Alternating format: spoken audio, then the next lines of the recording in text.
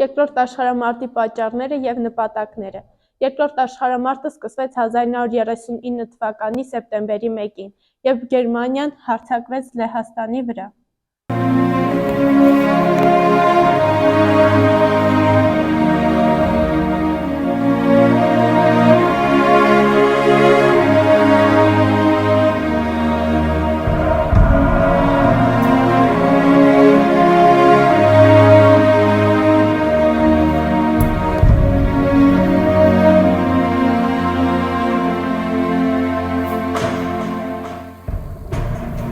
Հիտլերը ցանկանում էր ընդհարձակել Գերմանիան, ստեղծելով մեծ գերմանական կայսրություն, այսինքն կենսատարածքներ Արևելյան Եվրոպայում, որոնք ըստ նրա պետք է դառնային գերմանական կայսրությանը։ Առաջին աշխարհամարտից հետո Գերմանիան 1919 թվականին Վերսալի պայմանագրի համաձայն կորցրեց որոշ տարածքներ, դրանցից էին Դանցիգը և Լեհական Միջանցքը։ Հիտլերը պահանջում էր վերադարձնել Դանցիգը, սակայն Լեհաստանը մերժեց։ Հիտլերը ցանկանում էր ռազմական հաջողությամբ ամրապնդել իր իշխանությունը և Գերմանիայի ժողովրդի մեջ բարձրացնել ազգային հպարտությունը։ Doch wieder ein so anständiges Volk geworden. Wir sind doch jetzt wieder ein so fleißiges und tatkräftiges Volk geworden. Was schaffen wir jetzt nicht wieder in Deutschland? Was haben wir nicht für Aufgaben? Man hat uns die ganzen Jahre schon eingeredet, dass der Deutsche sowieso nicht ganz gleichwürdig Գերմանիա ԽՍՀՄ գաղտնի համաձայնագիրն էր։ 1939 թվականի օգոստոսի 23-ին Գերմանիան և ԽՍՀՄ ստորագրեցին Մոլոտով-Ռիբենտրոպի պակտը, չհարձակվելու մասին համաձայնագիր, որի գաղտնի հավելվածում Լեհաստանը բաժանվում էր երկու պետությունների միջև։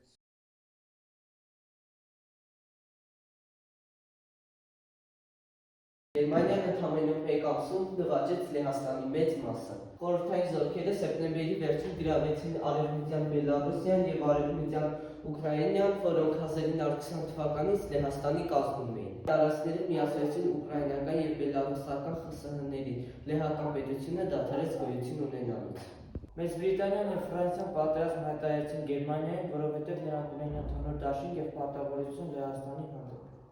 Երբ 1939 թվականի գարնանը Հիտլերի ագրեսիվ քաղաքականությունը ակնհայտ էր, այդ երկու պետությունները երաշխավորեցին Լեհաստանի անկախությունը։ Սեպտեմբերի 3-ին Մեծ Բրիտանիան Գերմանիային պահանջեց դադարեցնել հարձակումը։ Երբ Գերմանիան անտեսեց դա, Մեծ Բրիտանիան նույն օրը պատերազմ հայտարարեց Գերմանիային։ Մի քանի ժամ անց Գերմանիային պատերազմ հայտարարեց նաև Ֆրանսիան։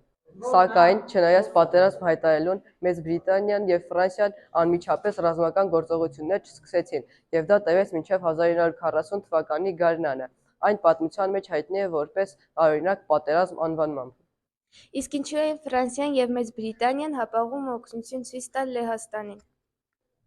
Մեծ Բրիտանիան և Ֆրանսիան դեռ պատրաստ չէին մեծ պատերազմի, ոչ ռազմականորեն և ոչ էլ հոգեբանորեն։ Նրանց հաշվարկները սխալ դուրս եկան, քանի որ մտածում են, որ Գերմանիան կվախենա, կկանգնեցնի գործողությունները։ Լեհաստանի աշխարհագրական դիրքը։ Լեհաստանին ուղղակի օգնություն ցուցաբերելը գրեթե անհնար էր։ Ոչ օդային սահման կար, ոչ էլ ցամաքային սահմանով կարելի էր մեծ աջակցություն ցուցաբերել։ Եվ վերջապես, Մեծ Բրիտանիայում և Ֆրանսիայում հասարակությունը դեռ խաղաղության կողմնակիցն էր։ Կառավարություններն էլ վախենում էին նոր զորքեր ստեղծելուց, ինչպես նաև տնտեսական ճգնաժամի առաջացումից։ ԽՍՀՄ-ն պատերազմ հայտարարեց Ֆինլանդիային և գրավեց Պարելյան պարանոցը և Լենինգրադի հյուսիս-արևելյան տարածքները, որի պատճառով որպես ագրեսոր հեռացվեց Ազգերի լիգայից։ Գերմանիան, օգտվելով արևմտյան ճակատի լռությունից, 1940 թվականի մայիսին գրավելով Նիդերլանդներն ու Բելգիան ներխուժեց Ֆրանսիա։ Գրեթե մեկ ամսում Ֆրանսիայի տարածքների մեծ մասը, 2/3-ը գրավվեց Գերմանիայի կողմից։ Դաշնակցի կորուստով Մեծ Բրիտանիայի դրությունը բարդացավ։ Գերմանիան չներխուժեց Անգլիա, սակայն մինչև պատերազմի ավարտը ֆաշիստական օդուժի կողմից կղզու ռմբակոծումը շարունակվեց։ 41 թվականի գարնանը Գերմանիան մեկը մյուսի հետևից ռազմակալեց Ռումինիան, Բուլղարիան, Հունգարիան, որոնք միացան ֆաշիստական խմբավորմանը։ Գերմանիան և Իտալիան միացյալ ուժերով նվաճեցին Հարավսլավիան և Հունաստանը։ Իտալական և անգլիական զորքերի միջև 1940 թվականին սկսվում են պատերազմական գործողություններ Աֆրիկայի հյուսիսում և արևելքում։ 1940 թվականի ամռանը Խորհրդային Միության զորքերը խորհրդային կարգեր հաստատեցին Լիտվայում, Լատվիայում և Էստոնիայում։ Ռումինիան ստիպված էր առանց կռվի զիջել Հյուսիսային Բուկովինան և Բեսարաբիան, որոնց հիման վրա ձևավորվեց Մոլդովական ԽՍՀ-ն։ Իսկ ինչպես եղավ, որ Հիտլերը որոշեց խախտել Մոլոտով-Ռիբենտրոպի պակտը։ Նա կոմունիզմն ատում էր, համարելով իր գաղափարական թշնամին։ Նրա նպատակն էր ստեղծել մեծ Գերմանիա, տարածելով Արևելք ԽՍՀՄ-ի հաշվին։ Հիտլերը պնդում էր, որ գերմանական ժողովուրդը պետք էր հողեր ստանա Ուկրաինայում, Բելառուսում և Ռուսաստանի հարուստ տարածքներում։ Եվ ահա 1941 թվականի հունիսի 22-ին Գերմանիան հանկարծակի հարձակվեց ԽՍՀՄ-ի վրա, սկսելով պատմության ամենամեծ ռազմական գործողություններից մեկը՝ օպերացիա Բարբարոսսան։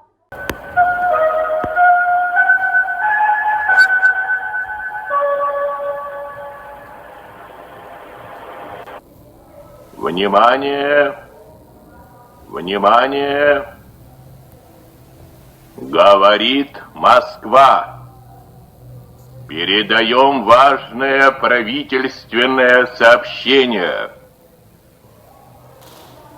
Граждане и гражданки Советского Союза,